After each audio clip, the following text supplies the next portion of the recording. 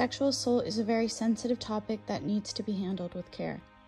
Oftentimes, it is used in film and television to strengthen the plot and add more depth to the characters. However, it can also be used flagrantly and with little regard for the viewer's safety and well-being.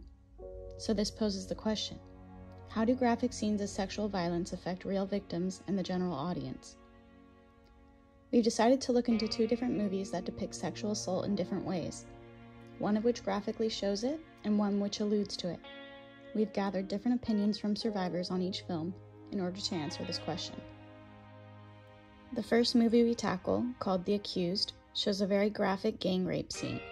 Based on true events, a woman named Sarah Tobias is out drinking one night after a fight with her boyfriend when she is brutally assaulted. The attackers receive a mild sentence, but Tobias and the DA working on her case decide to seek punishment for the bystanders encouraging the rape.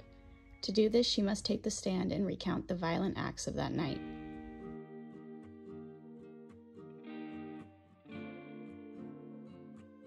Well, I don't think that in a lot of cases it's necessary. You can give kind of like a teaser, if you will, as to what's going to happen, but in the instance of like the movie that we just experienced, I think it was kind of necessary so that you could get the full picture.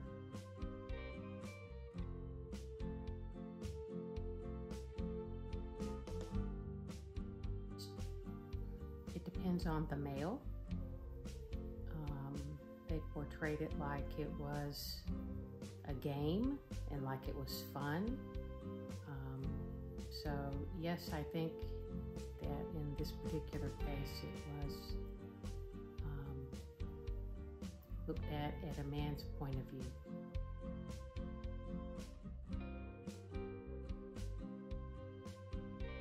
It's very hurtful and demeaning, but it can be, well, I don't know, I got very sad when I watched it, so emotional, it's very emotional.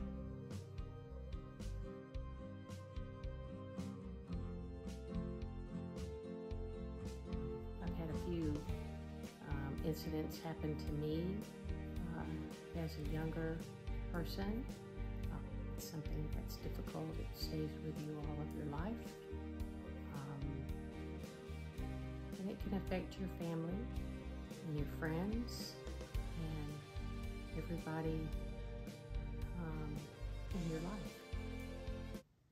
But you are so I need to go. No, you don't want to go home. I need to go home.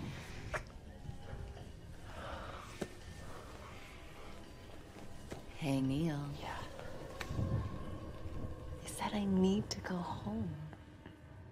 I was busy thinking about boys, boys, boys.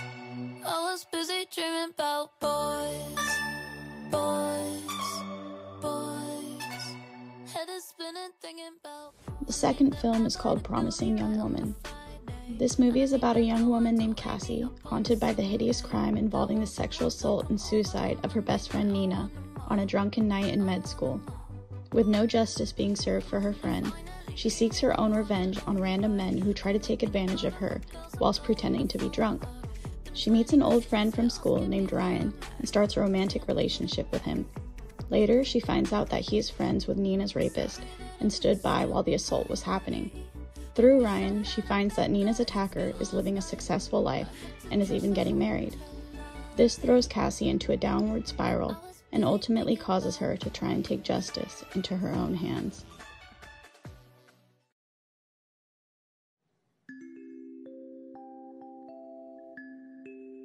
I don't see any point, any actual like graphic visual of like violence when it comes to sexual assault.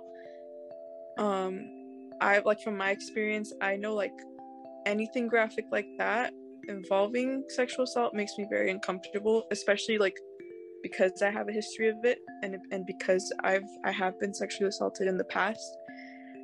It's hard for me to really stomach any kind of film that depicts any kinds of scenes involving anything graphic.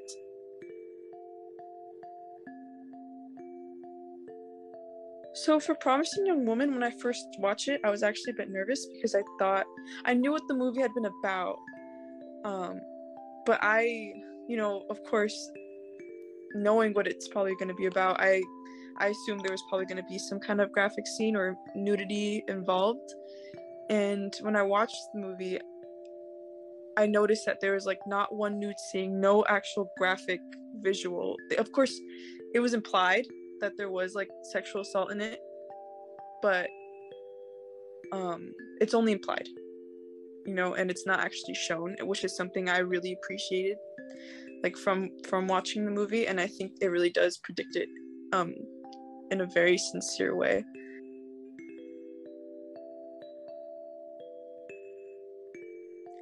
I think to some certain extent, yes. I mean, I think either way. I mean, I think like a male director is more than capable of depicting something like this, but of course I think it's just more commonly better depicted and written from the perspective of a female director, only because it's, cases like these or situations like this, especially like the scenarios that happened in the movie involving the sexual assault, stuff like that is most commonly it most commonly occurs within women, or like with women. I mean, statistically, even it is, of course. But I think there's a better understanding and unity when it comes to that, especially when it comes from the mind of a female director, because it's just more.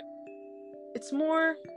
I think, yeah, like I said, just a better understanding and a better point of view coming from that female mindset. And I think that's what made it such a good movie. But of course, like, it's not that I don't think that like a male director would, like, it's not capable. A male director is capable, but I think coming from a woman's perspective, it's more meaningful, and I think it's just more conscious and understanding.